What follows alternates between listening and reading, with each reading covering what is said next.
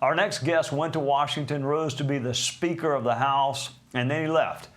He also knows the former president very well. Former Speaker of the House, Kevin McCarthy. Welcome, Mr. Speaker. You and I talked during the debate, so let me get your initial reaction to what really looked like an awful performance from President Biden. Trey, you're 100% right, but you got to put it in perspective. Remember, one of these candidates, President Biden, took the entire week off. He is the leader of the free world, and for the entire last week, with war in Ukraine, war in Israel, everything going on with inflation high, the border unsecure, he said he could deal with nothing else. Had 16 experts, stayed at Camp David to prepare for a debate. And that's what you saw. To me, that debate's worse than any situation we've ever been able to watch. And it's not even the words he used. It's what I have seen privately and have been warning about. When the Wall Street Journal just wrote a story a while back about some situations I had with him when we were trying to negotiate the debt ceiling, or him taking me on some wild tour down to see the swimming pool. People attacked me. Like Morning Joe said, you know, Joe Biden's the best he's ever been right now. And now we find today that's not true. So America's waking up to what we have seen before. And the other candidate, President Trump, what did he do? He went to about 3 states a day, campaigned, raised money, talked and listened to people, and walked out there and showed from all perspectives that he can be president again, handle the course, and actually have a debate with all the rules benefiting President Biden. CNN, turn the microphones off, no audience.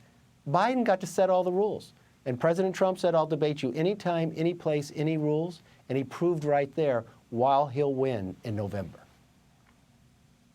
You know, Speaker, if he really took a week off to prepare and that's what he got, then he should have done what you and I did when we were in school, which is not study at all and just show up and take the test. Let's listen to the former president together, and then I'm going to ask you a question on the other side. Like so many politicians, this man is just a complainer. He said, we want to do this, we want to do that, we want to get rid of this tax, that tax. But he doesn't do anything. We're in a failing nation, but it's not going to be failing anymore. We're going to make it great again.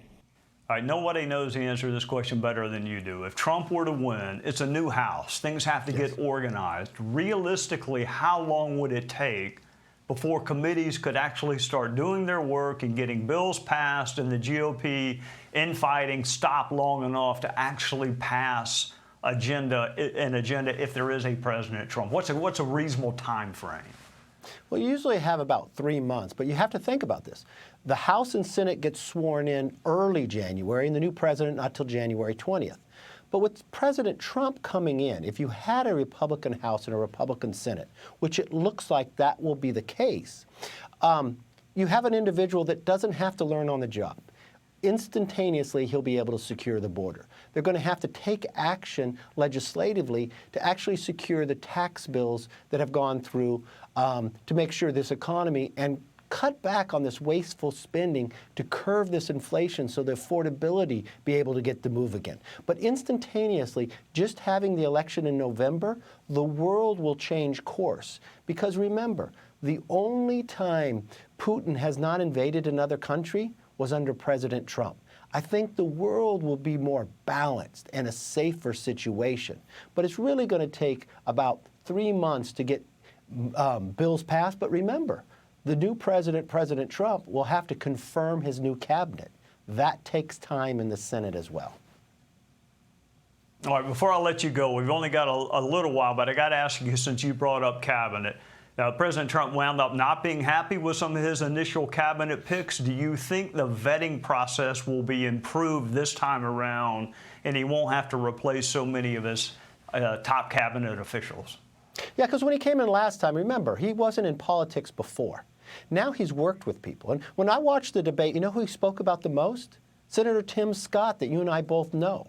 Yeah. Sounds to me like Tim Scott would be an excellent vice president or fabulous in the cabinet. You look at those opportunity zones President Trump talked about having Tim Scott work through, and a number of times he's able to do it. So he knows a lot of the players now and the governors and others. I think he's probably going to have the strongest cabinet we've ever seen with the very best people working with him. Well, you're right. He did mention Tim Scott. He frequently mentions Tim Scott. We shall see who his VP pick is. Thank you for joining us on a Sunday night. Thank you. Hey, Sean Hannity here. Hey, click here to subscribe to Fox News YouTube page and catch our hottest interviews and most compelling analysis. You will not get it anywhere else.